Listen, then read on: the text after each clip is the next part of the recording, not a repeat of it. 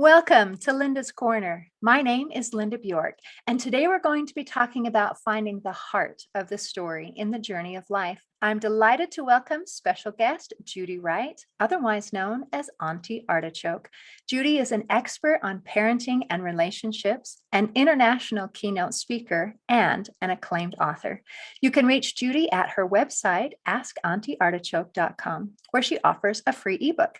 And I'll include a link in the description. Welcome, Judy. I'm so glad that you could join with me today. Thank you, Linda. Thank you for inviting me. Oh, I'm so excited to be able to have you here. Would you explain a little bit about the artichoke? I mean, what makes you Auntie Artichoke? What is the significance of an artichoke? Actually, our daughter, who lives in Salt Lake, Deborah, mentioned that to me, suggested it for a logo because I have taught parenting and family relationships with the indigenous tribes in Hawaii and also here in Montana. And a lot of the families who are court appointed come very closed and prickly. You know, they don't want anybody telling them how to run their lives or what to do. And it's only with warmth and with patience that I get them to open up so that I find the heart.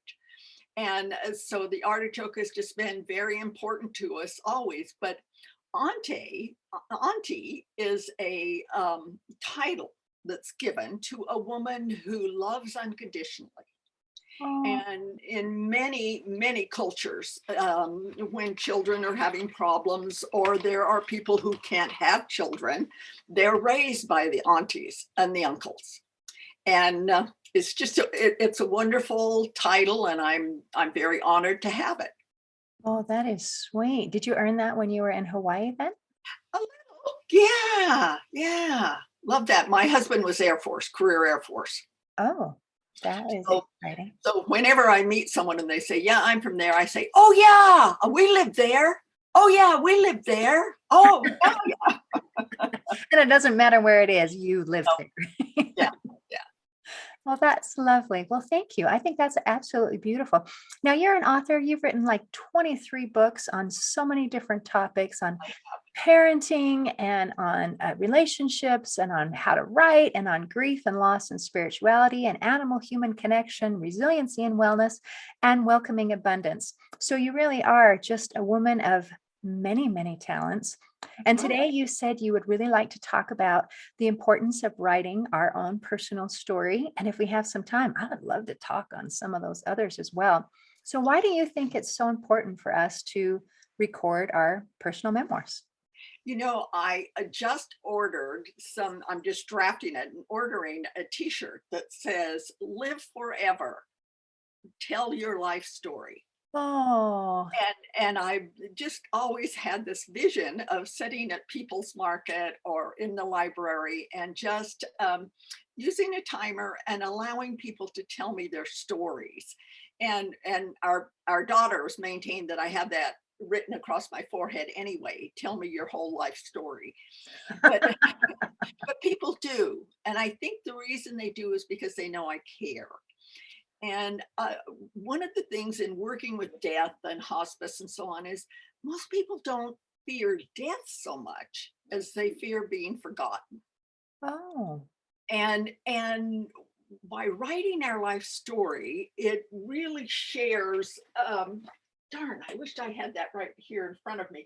I just got from the publisher our copy of our ethical will, and that ethical will is it's something that goes clear back to Abraham, and it's the sharing of our beliefs and our spiritualities and our blessings for our children and our children's children and our children's children. And so I just got ours back from the printer, and we always have a big family reunion, and we will hand that out to all of the children and the grandchildren so that they will know that they're never alone, ever. And they can stand on our shoulders from the experiences we've had and grow to so much greater heights.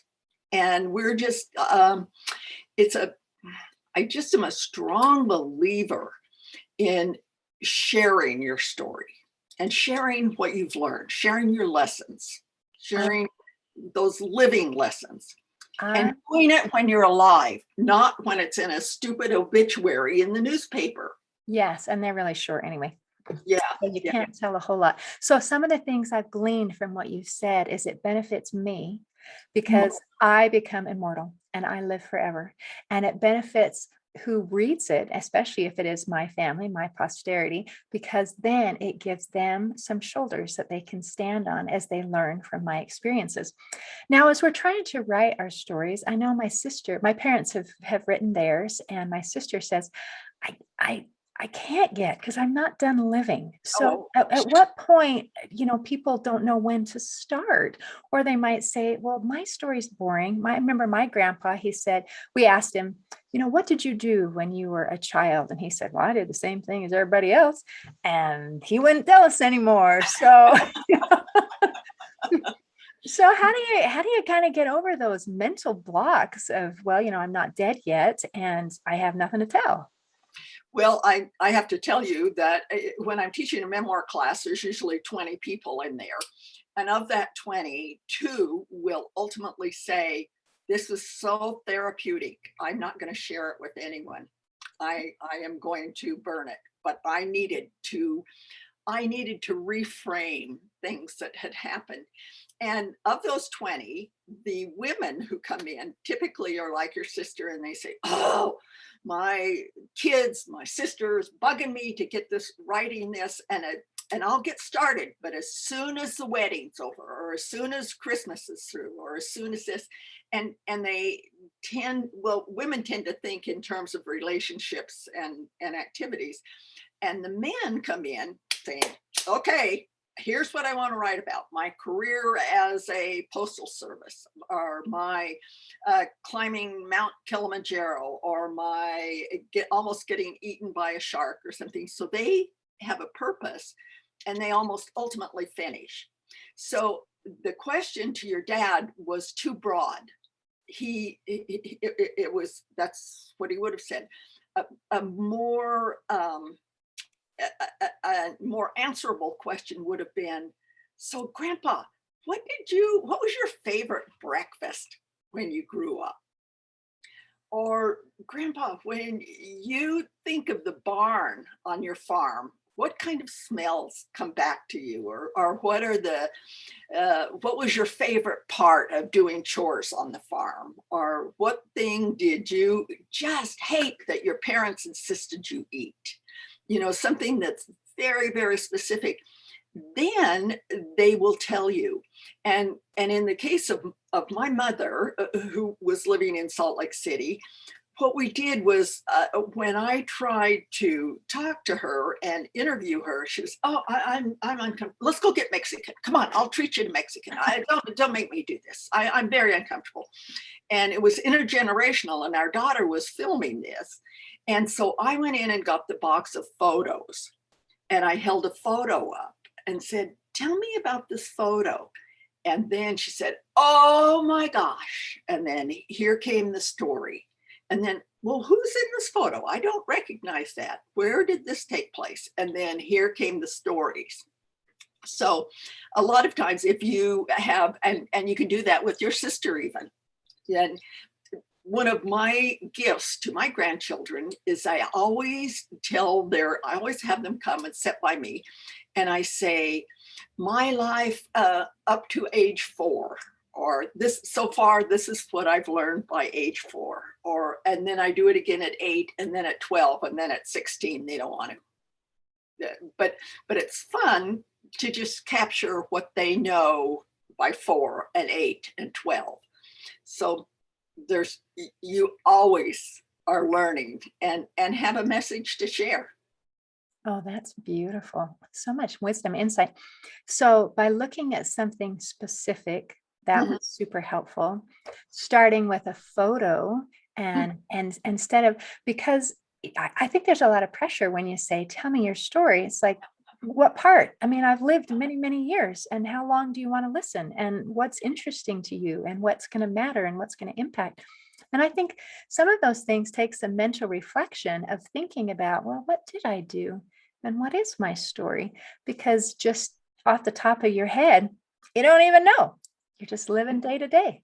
And so if I were interviewing you, I would say, tell me why you decided to start a podcast.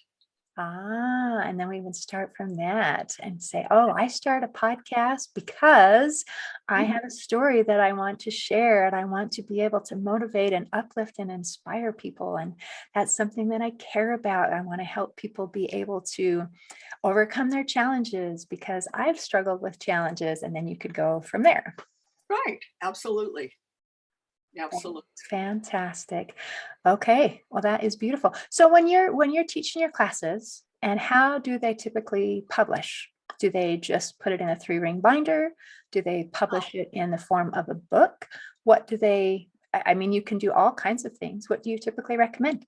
Well, all of those. And like my sister, who is 10 years older than I am, and I'm 77. So she's 87. And she says, oh, you've got to write my story. But she wants to tell me about her travels. And her grandkids don't care about what she saw in Venice because they'll see it when they go to Venice. It isn't that amazing. But what I've taught her to do is take her phone and push the little button on speech to text and just tell about something she's thought about during breakfast, and so you can do that, and then you have that transcribed. Or there are those who do a book. There are those, because now with Create Space and Kindle, it costs almost minimal. Like these our ethical wills, I think they're costing about 350 a piece, Wow, and that's 125 pages. that's impressive. It is. And so you can afford to give it away, or you can list it on Amazon. I did not think that our ethical will was interesting to anyone except our children and their children. But my publisher said, actually, it is a roadmap for other families. And she said, we would like to put it in our publisher's catalog. I said, Wow. so a lot of what we think, like your grandpa, well, isn't that interesting? It really is inspiring to others, because they will come to a rough place in the road and they will think, you know, grandpa overcame this, I can too. So I liked when you mentioned like your sister and the stories of what you saw in Venice or whatever, that isn't the part that's going to matter No, to generations to come. And it sounds a little bit like those challenges and those personal things that we have overcome. Those are the things that are actually going to provide a benefit for the people. So maybe choosing those kinds of things. And also, let's see, I think we'd like to make it interesting. Not everyone is a fabulous storyteller.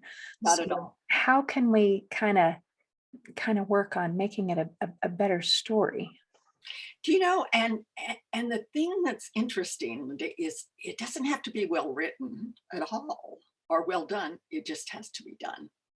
And Ah, and if all your sister can do is her recipe for caramel popcorn. October is here, and caramel popcorn. If she just writes her recipe for caramel popcorn and how she came by that, and who was around her table when she was making it, and the occasions when she made it, that's enough. That's enough. We don't have to have a book. We don't have to have a tribute. We don't have to have something big. Sometimes just writing about one instance is so important. And I really, in each one of our lives, there are pivotal people and there are pivotal times. And if you think back to some of your challenges or um, your pivotal time, you will find that that's where you want to focus. You want to talk about that, about what you learned from it. And maybe it was a regret. All of us have regrets. All of us have failed many, many times. And and our grandchildren aren't nearly as interested in what's to see in Venice as they are on what to do if you're pregnant and nauseous. And the reason I bring that up is because I'm assuming you're LDS. I don't know if you are or not, but I grew up LDS. I'm no longer. But I know that in my mother's life story, she told the story of her mother's mother, who was an herb doctor and who would recommend to the women that she worked with that when they were nauseous in the first trimester, that they eat a baked potato with salt. And my mother said, and so that's what she did. And so, of course, that's what we did. And so, of course, that's what I was able to share with my daughters when they were pregnant and didn't feel well. Bake yourself a potato, put lots of butter and salt on it, and it will make you feel better. And it Yeah. does. It's Yeah. so, it isn't, that's all I have from that great grandmother who was an herb doctor. That's all I have. But now every time you eat a baked potato, I you're think thinking about her. Isn't that crazy? Some of of, those things that were taught, try this and try that. My sister-in-law was bacon. Bacon was supposed to be out of salt or something. And she was sick and she says, and I threw up even though I ate a bacon cheeseburger. And I thought, wait, what? How is that supposed to help? So some of the things that were passed down are not as useful, but right, right. it's But entertaining. yeah, but I think what I'm trying to convey is that while it's important that we tell that story, a major story for me, the story of a faith crisis within the Mormon Church that had me reevaluate and leave that organized religion altogether. That was important for me to tell. Will I share that with everyone? Probably not, because they would then want to argue or they would want to. It's not faith promoting for anyone unless they ask me. Interesting. And the same about having a child that died. Is that something that is stillborn? Is that something that everyone will identify with? No. Will people identify with sorrow? Yes. Absolutely. Will they identify with grief? Yes. Will they identify with depression? Yes. Will they identify with methods of coping that I learned? Yes. So the central part of that particular story is not the stillborn child. It is the ramifications of grief. And I liked you've mentioned a couple times that sometimes the writing of it is for ourselves. Absolutely. I, Absolutely. I believe that life is lived forward, but Mhm. it's understood backward. And Absolutely. if we don't take a look at our lives and what we've done, then we don't understand ourselves all the Mhm. way. Mhm. So there can be a lot of healing that takes place, or a lot of, oh, that's why I do that. Yeah, those are called clicking moments, of course. But I attended a lecture one time with Dr. Daniel Amen, who is a world renowned brain surgeon or brain, I don't know, psychiatrist or something, but he works a lot with brain plasticity and was talking about how generational DNA affects us, and was talking about how if a grandmother in Ireland had died of the potato famine, the chances of her great granddaughters being obese was, and I'm just quoting this off the top of my head, but that DNA is encoded in our DNA. And Mhm. so along with why you feel the way you do, sometimes you really do have to look backwards. Generationally, even. There's a Generational. book called It Didn't Start With You that talks about the stories that our parents and our grandparents have can literally be Let me write encoded in our that down. DNA. It Yeah, didn't start with you. it didn't Good start with you. job. Mark Woland, I think, is the author. Okay. I'll look it up. Bye. I think you'd enjoy that one. So let's see. Um, Let's talk a little bit about some positive parenting. You obviously have lots and lots of great advice, and people come to you. And how do you tell them how to be better patient parents? Well, and the interesting thing is, my husband and I laugh that we don't know if our children are such amazing people because of us or in spite of us. You know, and and as a parent educator, a lot of times people would say to me, "Oh, I'd give anything if you had been my mother," and I'd say, "No, I would have just made different mistakes." I mean, we all make mistakes. And all we can do is just love unconditionally and tell our children they're loved unconditionally, because children do not know that they are loved unconditionally. They honestly think, of course she loves me. I get A's on my history test. Of course he's proud of me. I got us one at the soccer game. So they do not know they are loved unconditionally. And it's a different world out there right now, Linda. The parents are, like everything else, want instantaneous assistance, and so when their child is biting someone in preschool, rather than write a book, or rather than read a book on raising smart and kind children, which teaches empathy and sets a baseline, they Google, how do I stop my child from biting? And so they get an instant answer, but it isn't foundational. And so I try to write things that will help them see that this isn't just what's happening in the moment, is not how it's always going to be. And I don't know if you've had teenagers, but I know when our teenagers, we were thinking, one of us is going to end up in the insane asylum. And I'm not sure if it's you or if it's me, but one of us is, but we're going to go together. So we might as well just work it out, because this is the way it is. And those times did not define who they would become. And so I think in parenting, the most important thing I really, really stress to parents when they have babies, I stress read, talk, and sing to your babies. But when they're older, I impress, tell them they are loved unconditionally and tell them they are lovable. Because lots of children don't know that they are lovable. They Or don't know that when people are bullying them at school, that at their core, they are lovable people. There are those who love them and who will always love them. wow, that's really good advice.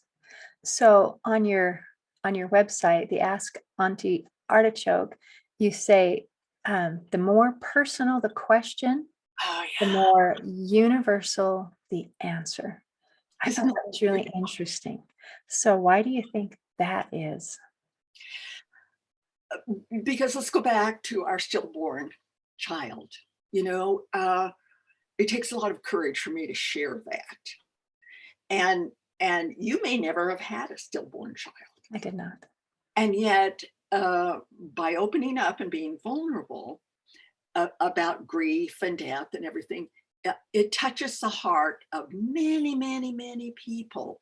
And so, not everyone will have suffered that particular thing. Not everyone will have suffered a car accident that left them without, mobility, or were in a war.